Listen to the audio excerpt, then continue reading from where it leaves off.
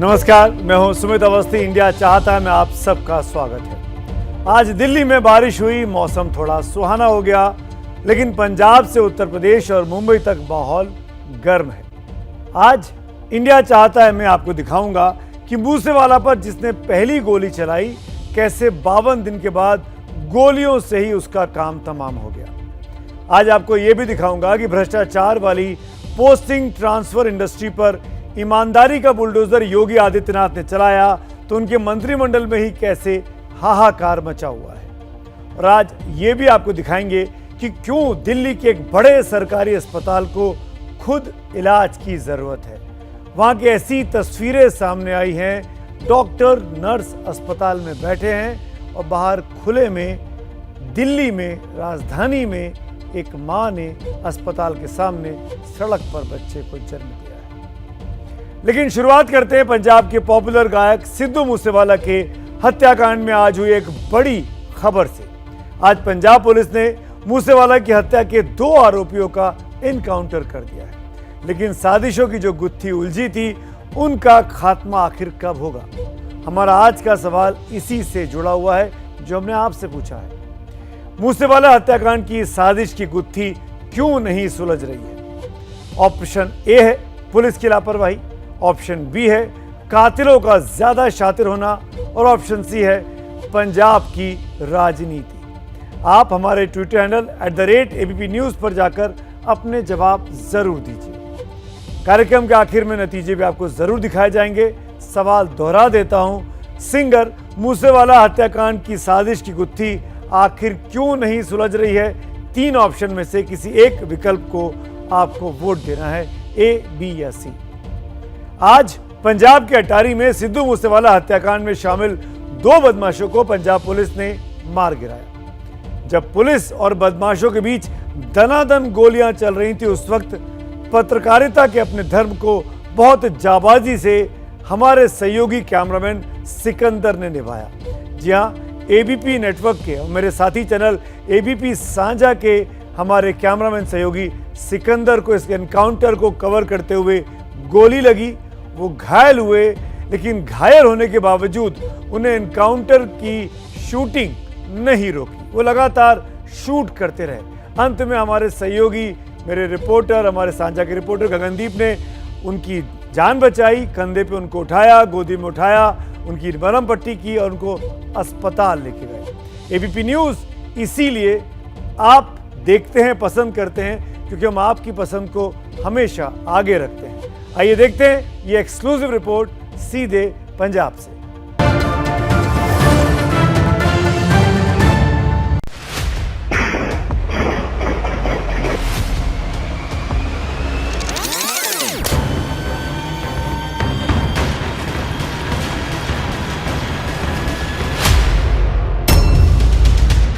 बावन दिन पहले जो कहानी गोलियों से शुरू हुई थी, वो आज गोलियों पर ही खत्म हुई।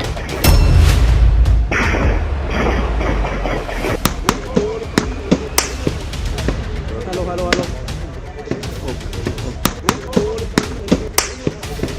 29 मई को जिस शख्स ने मूसा गांव में सिद्धू मूसेवाला पर पहली गोली चलाई, वो पुलिस की गोलियों का शिकार बन गया। 29 मई को जिस शख्स ने सिद्धू मूसेवाला की थार पर ताबड़तोड़ फायरिंग की थी, आज वो शख्स पुलिस के निशाने पर आ गया। 52 दिन बाद सिद्धू मूसेवाला की हत्या वाली जगह से 230 किलोमीटर दूर उसके 2 हत्यारों का हो गया हिसाब। एजीटीएफ की टीम इनके पीछे लगी हुई थी, तो उसमें आज सुबह जब इनको फॉलो कराया गया तो ये घर के अंदर घुस गए। डिस्पाइट मल्टीपल वार्निंग्स की इन्होंने कहा गया कि जो सरेंडर कर दो, इन्होंने पुलिस से कंटिन्यूअस फायरिंग स्टार्ट रखी। उस एक्सचेंज ऑफ फायर में इन दोनों की डेथ हो गई। यह है मनप्रीत मन्नू, वही मनप्रीत मन्नू जिसने 29 मई को सिद्धू मूसेवाला को पहली गोली मारी थी। और यह है जगरूप रूपा, मूसेवाला की हत्या में शामिल दूसरा गैंगस्टर। पिछले 52 दिनों से पुलिस इन्हें तलाश कर रही थी। इनके सारे साथी पुलिस के कब्जे में थे, लेकिन ये फरार थे। लेकिन इनके अंत का दिन तय था और जगह भी।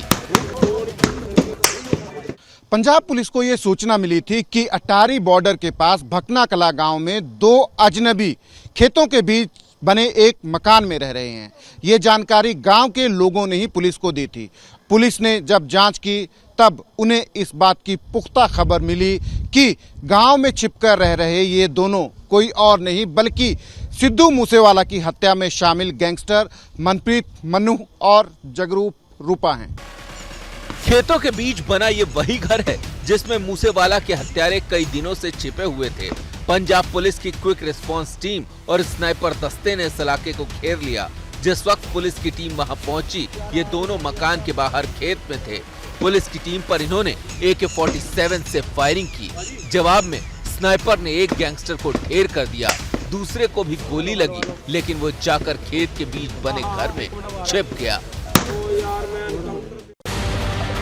पुलिस टीम के साथ मौके पर ABP न्यूज की टीम भी पहुंची। ABP न्यूज के वीडियो जर्नलिस्ट सिकंदर एनकाउंटर की हर तस्वीर अपने कैमरे में कैद कर रहे थे, ये जानते हुए भी कि खतरा कितना बड़ा है। ये दोनों गैंगस्टर बेहद खतरनाक थे और ताबड़तोड़ फायरिंग कर रहे थे,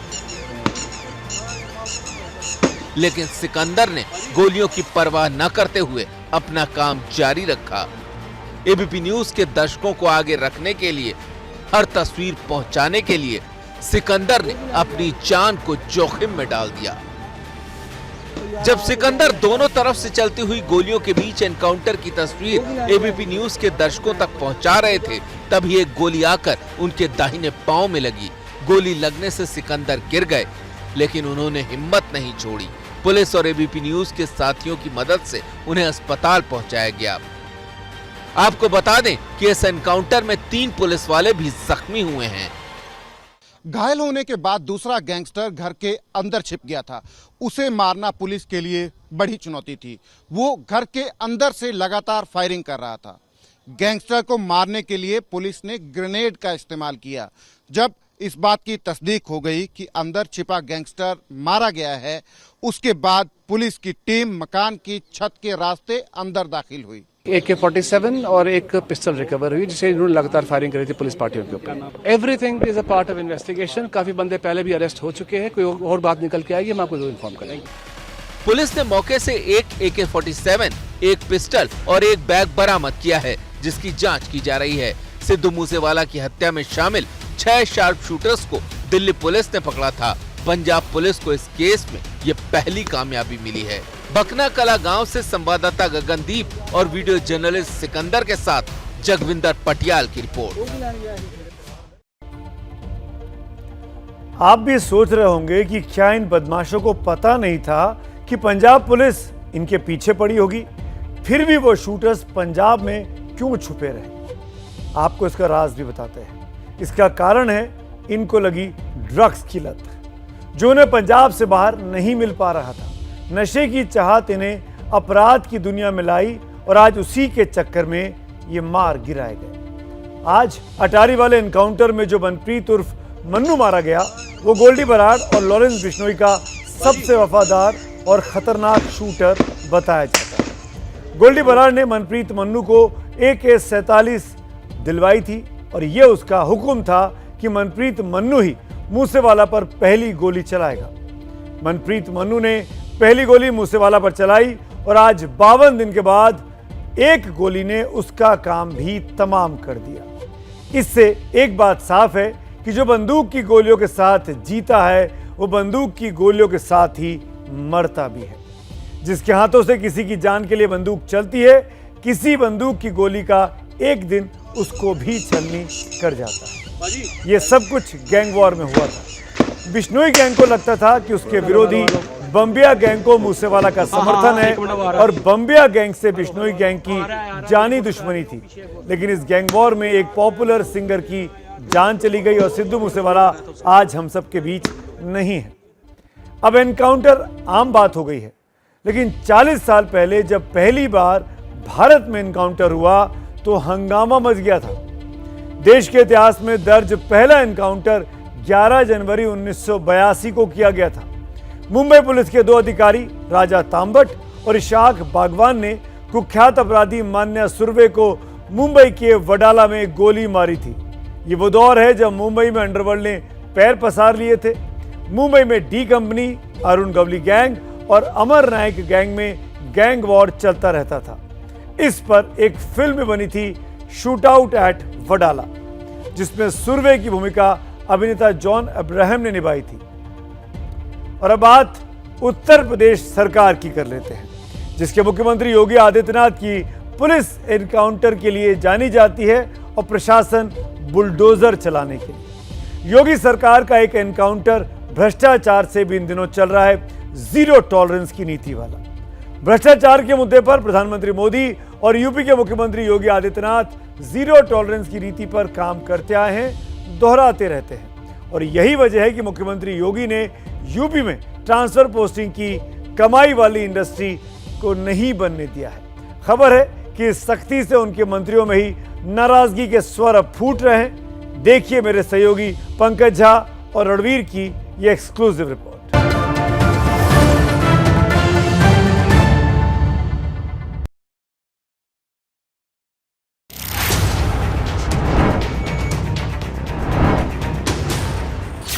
पहला आरोप, यूपी के सिंचाई विभाग में भ्रष्टाचार।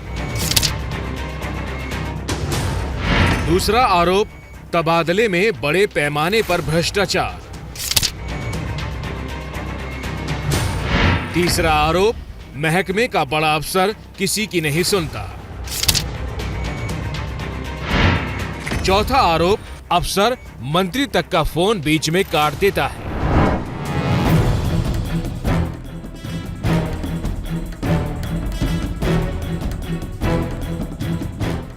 उत्तर प्रदेश में भ्रष्टाचार के इतने संगीन आरोप किसी विरोधी नेता ने नहीं, बल्कि योगी सरकार के जल शक्ति राज्य मंत्री दिनेश खटीक ने लगाए हैं। दिनेश खटीक ने इन आरोपों के साथ ही अपने इस्तीफे वाली भावना को नत्थी करके गृह मंत्री अमित शाह तक दिल्ली पहुंचा दिया।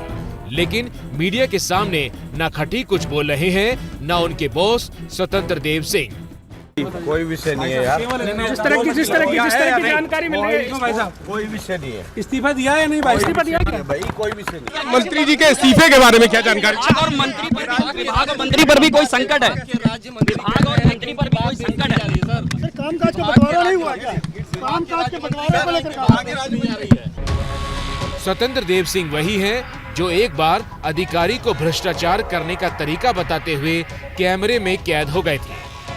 पैसा कमाना कोई बुरी बात नहीं है, पूरा का पूरा पैसा डकार जाना बुरी बात। पैसा कमाना कोई बुरी बात नहीं है, पूरा का पूरा पैसा डकार जाना बुरी बात।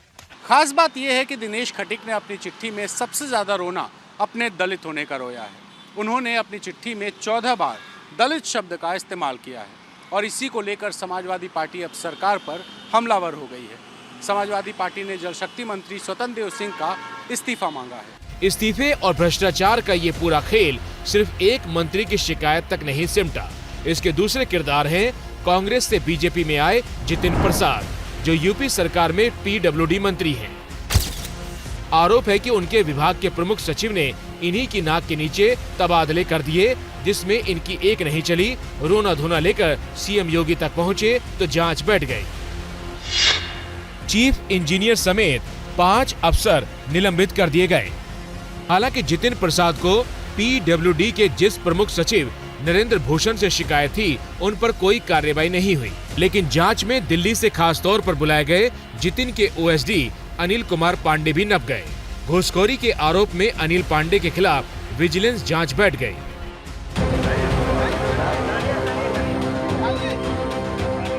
मतलब जितिन प्रसाद अपने दांव में खुद फंस गए।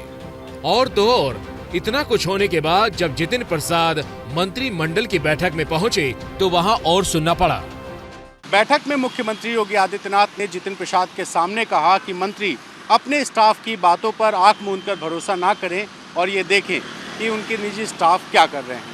मुख्यमंत्री के टिप्स सुनकर जितिन प्रसाद बैठक से उठे और सीधा लखनऊ से दिल्ली लैंड हो गए। और जब अचानक दिल्ली आने की वजह पूछी गई तो टाल गए। नहीं, ऐसी कोई बात नहीं है, नाराजगी का कोई प्रश्न नहीं उठता। मुख्यमंत्री योगी आदित्यनाथ प्रधानमंत्री नरेंद्र मोदी की तर्ज पर भ्रष्टाचार को लेकर जीरो टॉलरेंस की नीति का पालन करते हैं, लेकिन भ्रष्टाचार पर नकेल कसी तो सरकार में ही खलबली मचने लगी। इस आरोप प्रत्यारोप के तीसरे किरदार उप मुख्यमंत्री ब्रजेश पाठक हैं। डिप्टी सीएम ब्रजेश पाठक भी डॉक्टरों के तबादले को लेकर बहुत नाराज हैं। आरोप है कि विभाग के अपर मुख्य सचिव अमित मोहन प्रसाद ने नियमों की अनदेखी करके सैकड़ों डॉक्टरों के ट्रांसफर कर दिए। इस बात की शिकायत सीएम तक पहुंची तो उन्होंने तबादलों की जांच के आदेश दिए। मंत्री जी ने भी लिस्ट मांग ली।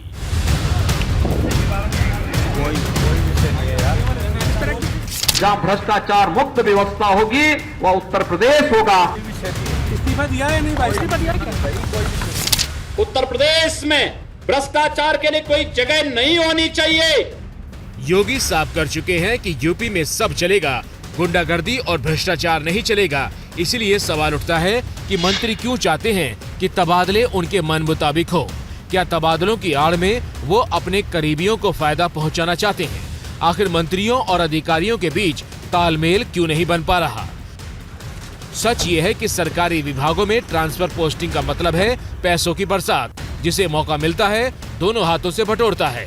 लेकिन इस बिल्ली चूहे के खेल ने आला कमान को मुश्किल में डाल दिया है। सर एक चीज पूछना था मुझे, यूपी सरकार के जो 2 मंत्री नाराज हैं।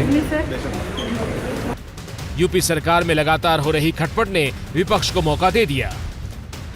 योगी आदित्यनाथ जी भ्रष्टाचार में मस्त हैं। अभी पीडब्ल्यूडी विभाग का मामला सामने आया।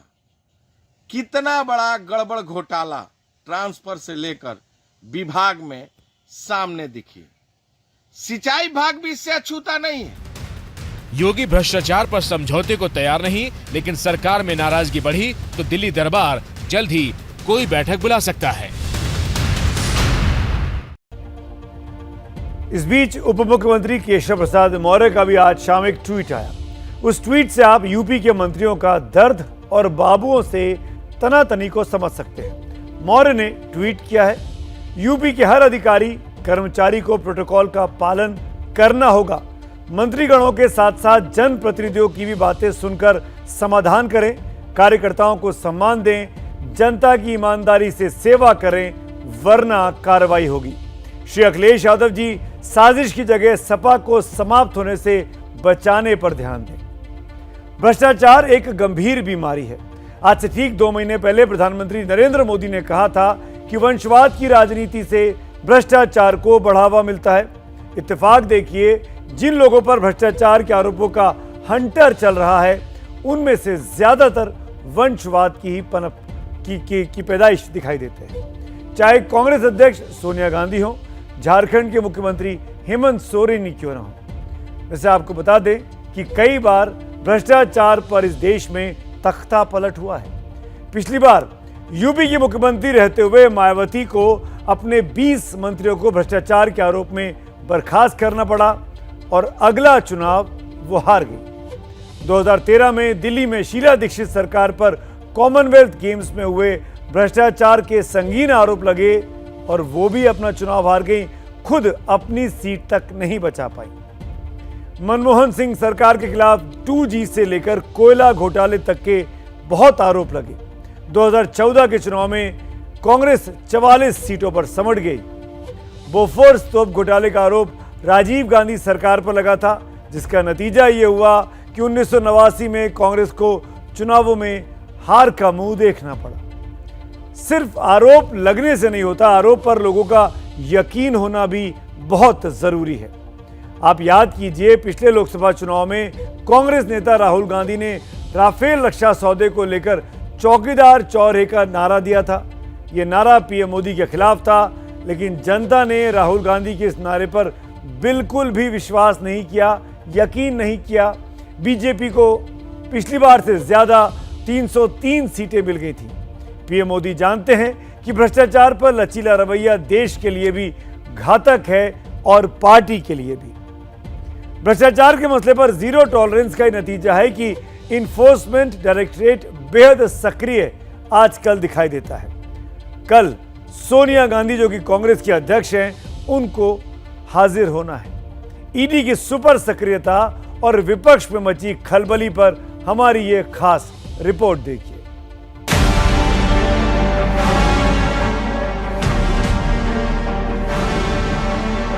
न खाऊंगा न खाने दूंगा।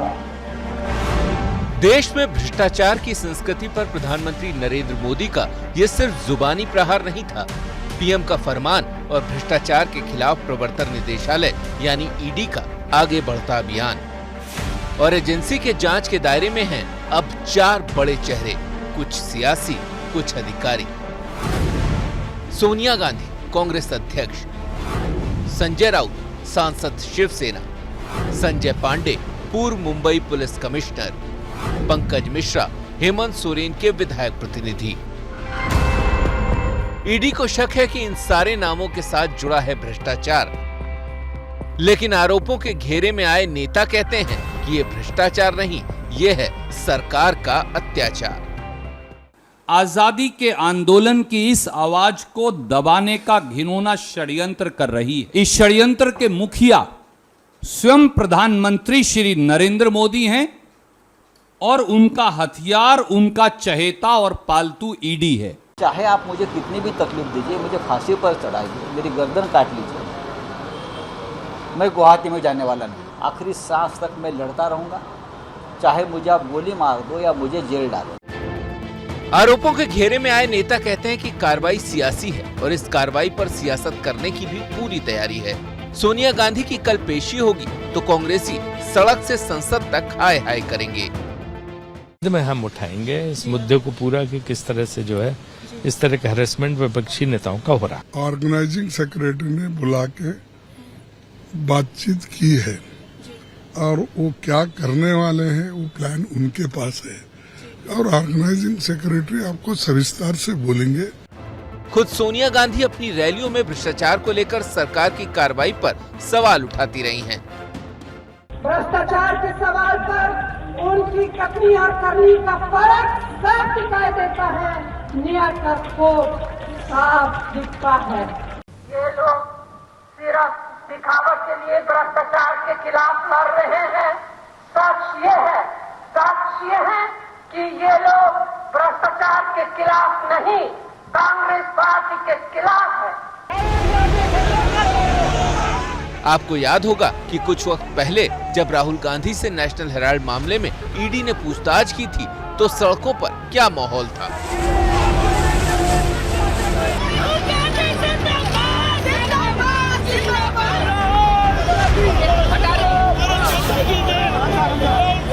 कांग्रेस कार्यकर्ताओं ने हाय तौबा मचा दी थी। ईडी ने राहुल से 5 दिन में 51 घंटे सवाल जवाब किए तो सड़क पर उन्हीं 51 घंटों तक बवाल मचा रहा।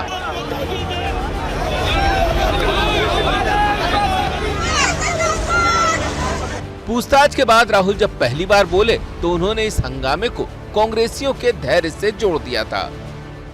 नरेंद्र मोदी जी सोचते हैं कि सबको उनसे डर लगता है, सोचते हैं कि ईडी सीबीआई से मैं किसी को भी दबा दूं।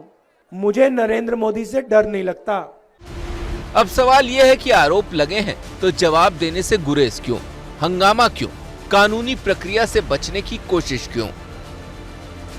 प्रधानमंत्री नरेंद्र मोदी से जब गुजरात दंगों पर एसआईटी ने 9 घंटों तक पूछताछ की थी तब बीजेपी ने कोई प्रदर्शन नहीं किया था।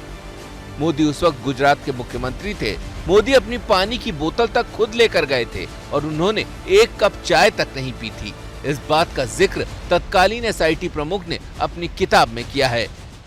कोई भी व्यक्ति कानून से ऊपर नहीं हो सकता है और आज मेरे व्यवहार ने, मेरे आचरण ने भांति भांति की बातें फैलाने वालों को करारा जवाब दे दिया है।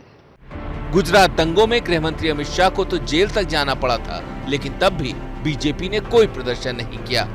और हाल ही में शरद पवार को ईडी ने समन भेजा तो वो बिना किसी तमाशे के अचानक ही ईडी के दफ्तर पहुंच गए और खुद को पेश कर दिया सवालों के सामने। जांच, सवाल जवाब कानूनी प्रक्रिया का हिस्सा है और इसका विरोध क्यों? अगर आरोप झूठे हैं तो कानून पर भरोसा रखना जरूरी है। दरअसल ये सच्चाई है कि आज़ाद हिंदुस्तान में सबसे अधिक शासन कांग्रेस पार्टी ने किया है और ये भी उतनी ही बड़ी कड़वी सच्चाई है कि किसी पार्टी पर सबसे ज़्यादा परिवारवाद और भ्रष्टाचार के आरोप लगते हैं तो वो भी कांग्रेस पार्टी ही है। कल सोनिया गांधी को पेश होना है, जाहिर तौर पर कांग्रेसी सड़क पर होंगे और काफ़ी ज़्यादा हंगामा देश भर में देखने को मिल सकता है। और बात महाराष्ट्र की करते हैं। एकनाथ शिंदे रोजाना कोई ना कोई ऐसा दांव चल देते हैं जिसकी काट उद्धव ठाकरे के पास नहीं दिखाई दे रही है। शिंदे अब पार्टी भी न ले जाएं, इसी डर से ठाकरे गुट ने सुप्रीम कोर्ट का रुख किया था। याचिका में विधायकों की अयोग्यता, राज्यपाल की तरफ से शिंदे को शपथ का आमंत्रण देना, विश्वास मत में शिवसेना के 2 व्हिप जारी होने जैसे कई मसलों को उठाया गया था। इस पर आज चीफ जस्टिस एनवी रमन्ना समेत 3 जजों की बेंच ने सुनवाई की। मामले पर अगली सुनवाई 1 अगस्त को होगी, लेकिन कुल मिलाकर जो रुख दिखाई दे रहा है वो उद्धव ठाकरे के लिए परेशानी भरा है। देखिए ये खास रिपोर्ट। छत्रपति शिवाजी महाराज की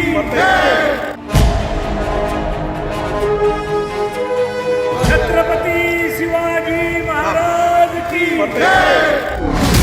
एकनाथ संभाजी शिंदे। महाराष्ट्र से लेकर दिल्ली तक शिंदे गुट का ये जय घोष गूंज रहा है। शिंदे मजबूत हो रहे हैं और उद्धव कमजोर। पार्टी बचाने के लिए उद्धव गुट ने सुप्रीम कोर्ट में अर्जी दी थी, जिस पर सुनवाई हुई। उद्धव गुट के वकील कपिल सिब्बल और अभिषेक मनु सिंघवी की तरफ से दलील दी गई। बागी गुट के विधायकों के खिलाफ अयोग्यता की कार्रवाई से डिप्टी स्पीकर को रोका गया। इस बीच राज्यपाल ने शिंदे को सरकार बनाने के लिए आमंत्रित कर दिया। कानून और नैतिकता को ताक पर रखकर नए स्पीकर का निर्वाचन हुआ। नए स्पीकर ने बागी गुट को विश्वास मत में वोट देने की अनुमति दी। कोर्ट विधानसभा के सभी रिकॉर्ड तलब करे और ये देखे मामले में कब कब क्या क्या हुआ। असली नकली का मामला ही नहीं, ये शिवसेना बाला साहब ठाकरे जी की है। अब ये नकली वाले जो है हमसे टूटे हुए फूटे हुए लोग, वो ये भी कह सकते हैं कि बाला साहब ठाकरे जी को हमने ही पार्टी में लाया था। उद्धव गुट ने मांगी नए स्पीकर को विधायकों की अयोग्यता पर फैसला लेने से रोका जाना चाहिए। इस पर शिंदे गुट की तरफ से सीनियर वकील हरीश साल्वे ने कहा, पार्टी लोकतांत्रिक तरीके से ही चलनी चाहिए। जिस मुख्यमंत्री को बहुमत का समर्थन ना हो उसे पद पर नहीं रहना चाहिए। कोर्ट के आदेश के जरिए ऐसे व्यक्ति को पद पर वापस लाने की कोशिश की जा रही है, जिसे 15-20 विधायकों का समर्थन है।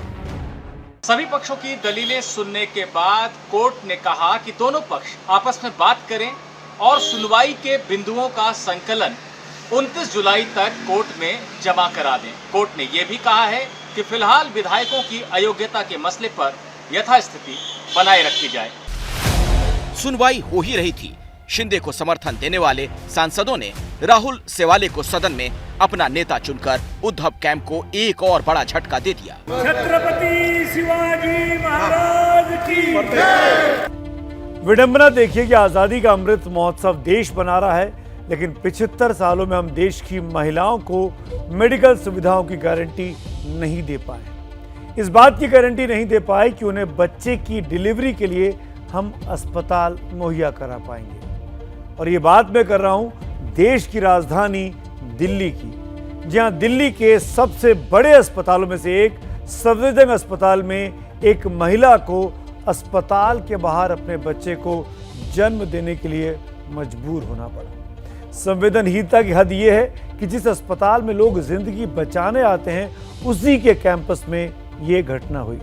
वहां महिलाएं साड़ी का पर्दा बनाकर बच्चे की डिलीवरी में मदद करती रहीं, लेकिन किसी डॉक्टर, किसी स्टाफ ने इतनी सी संवेदना नहीं दिखाई कि इस महिला को अस्पताल में भर्ती कर लेते और सुरक्षित तरीके से डिलीवरी हो पाती। देखिए दिल को दहला देने वाली, परेशान करने वाली ये रिपोर्ट।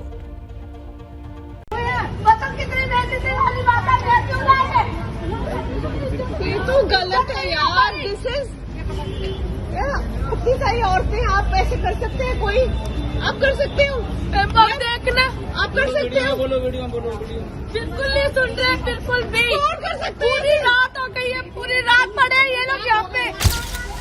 इस साड़ी के पीछे जो तस्वीर है उसने देश का सिर शर्म से झुका दिया है, क्योंकि साड़ी के इस पार एक गूंगा, बहरा और अंधा हेल्थ सिस्टम है और उस पार लाचार, परेशान और सिस्टम से हारी एक गर्भवती महिला, जो सोमवार से लेकर मंगलवार तक दिल्ली के सफदरजंग अस्पताल की चौखट पर कराहती रही, बिलखती रही, फरियाद लगाती रही, लेकिन बहरे सिस्टम को इस माँ की तड़प नहीं सुनाई दी।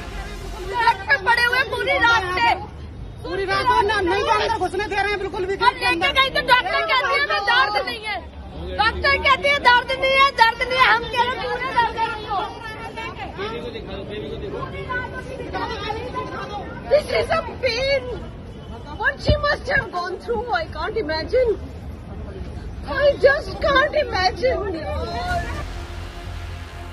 मुमकिन है कि ये तस्वीरें देखकर अभी आपके मन में आक्रोश और आंखों में इस असहाय माँ के लिए आंसू दोनों होंगे, जैसे कि खुद वीडियो बनाने वाली महिला की आंखों में आंसू आ गए।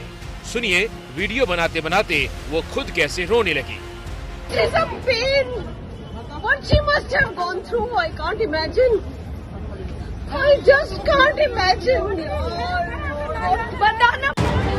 झकझोर कर रख देने वाली इस तस्वीर को जिसने भी देखा वो रो पड़ा, लेकिन परिवार वालों का आरोप है कि सफदरजंग अस्पताल का प्रबंधन कान में रुई डालकर सोता रहा और आखिर में इस मां को अस्पताल के बाहर ही बेटी को जन्म देना पड़ा। बच्चा ठीक है? बच्चा ठीक है। पूरी रात दिन सुबह से मैम जा जाके खटके डाली, मुझे कह रहे ओपीडी के पर्चे जाओ, ओपीडी में पर्चा बनाओ, डॉक्टर देखेंगे, तुम लेंगे। हम ये कौन सी बात है? तुम लोग नहीं रहे यहाँ पे। इमरजेंसी केस है, सभी के साथ बच्चे बीमार पड़े, हम क्यों पड़े थे यहाँ पे? सब कुछ हो गया, बच्ची माँ की गोद में आ गई तो अस्पताल कर्मचारी भी सुध लेने पहुँच गए, स्ट्रेचर भी ले आए, अस्पताल के अंदर ले जाने की कार्यवाही भी शुरू कर दी। अपनी करतूत के बाद सफदरजंग अस्पताल मुंह छिपाता रहा। विवाद और न बढ़े इसलिए सफाई देते हुए एक पर्चा भी जारी कर दिया गया। खुद पर लगे आरोपों के दाग को धोने के लिए दलील दी गई कि पीड़ित महिला को अस्पताल में भर्ती करने की पेशकश की गई थी, लेकिन पीड़ित महिला एडमिशन पेपर के साथ वापस नहीं लौटी। आपने अभी जो देखा वो अस्पताल का दावा है, अब पीड़ित परिवार का दावा भी सुनिए। कोई एडमिट नहीं किया है ना, जिस उम्मीद से आप लोग दादरी से आए थे कि सफदरगंज हॉस्पिटल एडमिट करेगा, वो एडमिट नहीं किए, है ना। कहते हैं कि माँ है तो संसार है, लेकिन इसी संसार में एक माँ की ऐसी दुर्गति बेचैन करने वाली है। दरअसल सवाल व्यवस्था का नहीं है, सवाल इंसानी भावनाओं का है जो इस घटना में मरती रही। अगर सरकार की बात करें तो वो सुविधाएं बढ़ाने के लिए स्वास्थ्य बजट देती है, जो गुजरे 5 सालों में बढ़ा भी है। 2018-19 में केंद्र सरकार हेल्थ बजट करीब 56,000 करोड़ रुपए का था, लेकिन 5 सालों में वो बढ़कर 86,000 करोड़ से ज्यादा का हो चुका है। इसमें कोई शक नहीं कि भारत की बड़ी आबादी को देखते हुए स्वास्थ्य ढांचा उतना मजबूत नहीं है, लेकिन जितना पैसा मिलता है उतना कम भी नहीं दिखता। अब जिस सफदरजंग अस्पताल की ये घटना है उसका बजट आपको बताते हैं। 2021-22 में सफदरजंग अस्पताल का बजट 1,515 करोड़ का था। 2022-23 में इसमें 185 करोड़ का इजाफा किया गया और ये बढ़कर 1,700 करोड़ हो गया।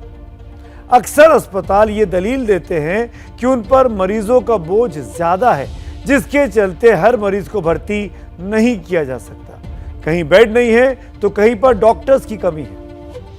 WHO के स्टैंडर्ड के मुताबिक 1,000 लोगों पर एक डॉक्टर होना चाहिए।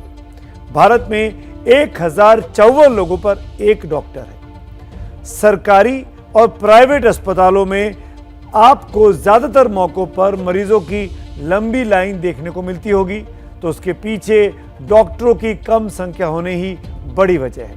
लेकिन कुछ राज्यों में हालात इससे कहीं ज्यादा खराब है। झारखंड में 5,849 लोगों पर एक डॉक्टर है, छत्तीसगढ़ में 3,081 लोग पर एक डॉक्टर है, यूपी में 2,890 लोगों पर एक डॉक्टर है, बिहार में 2,725 पर एक डॉक्टर है, तो राजस्थान में ये संख्या 1,752 है जिस पर एक डॉक्टर है। दिल्ली की बात करें तो 748 लोगों पर एक डॉक्टर है। आंकड़ों के हिसाब से दिल्ली सबसे मजबूत दिखाई देता है। अब सोचिए, दिल्ली में डॉक्टर मरीजों का अनुपात WHO के स्टैंडर्ड से कहीं ज्यादा बेहतर है, फिर भी यहां पर एक महिला की डिलीवरी अस्पताल के बाहर हुई तो दूर दराज के राज्यों में जो रिमोट स्थितियां हैं, जो गांव हैं, परेशानी में जहां लोग रहते हैं, वहां पर क्या हालत होती होगी। बजट हो, हेल्थ इंफ्रास्ट्रक्चर की बात हो, मशीनों की सुविधाओं की बात हो सकता है कि इसमें बहुत सुधार की जरूरत है, लेकिन डॉक्टर जिन्हें लोग भगवान का रूप मानते हैं, उनके दरवाजे पर आकर अगर कोई मरीज जान की सलामती के लिए आए तो सिर्फ एक चीज की जरूरत होती है, जो डॉक्टरी की परिभाषा भी है, जिस पर डॉक्टर शपथ भी लेते हैं, इंसानियत और अपना कर्तव्य निभाने की। उस शपथ को निभाने की जिसे हर डॉक्टर सफेद कोट पहनकर लेता है पहले दिन जब वो अस्पताल में अपना दाखिला लेता है, तो कॉलेज में अपना दाखिला लेता है। आज जो कुछ सफदरजंग अस्पताल में हुआ उसे वाकई में पूरी इंसानियत शर्मसार है। और अब आखिर में आज के सवाल पर आपके फाइनल जवाब की बारी है। हमने आज अपनी लीड स्टोरी मूसेवाला पर जो एनकाउंटर हुआ उस हत्याकांड पर, उससे जुड़ा एक सवाल पूछा था। सवाल था, मूसेवाला हत्याकांड की साजिश की गुत्थी क्यों नहीं सुलझ रही। तीनों ऑप्शन आपके पास थे, पुलिस की लापरवाही, कातिलों का शातिर होना या पंजाब की राजनीति। देखते हैं जवाब कैसे आए हैं। 22% लोग कहते हैं पुलिस की लापरवाही है, 11% लोग कहते हैं कातिलों का शातिर होना इसकी वजह है, जबकि सबसे ज्यादा 67% लोग मानते हैं कि पंजाब की राजनीति की वजह से यह गुत्थी नहीं सुलझ पा रही है। जैसे ही घड़ी का काटा दोपहर 2:30 पे आए, बबीता जी का दिल सास बहू साजिश के लिए मचल जाए। और ये है इनकी बहू, पूरे दिन ऑफिस की टेंशन हो जाए गॉन जब ये करें अपना फेवरेट शो फ्री टाइम पे ऑन। इनकी तरह आप भी देखिए अपना फेवरेट शो अपने टाइम पर और डाउनलोड कीजिए ABP लाइव ऐप अपने स्मार्ट टीवी पर।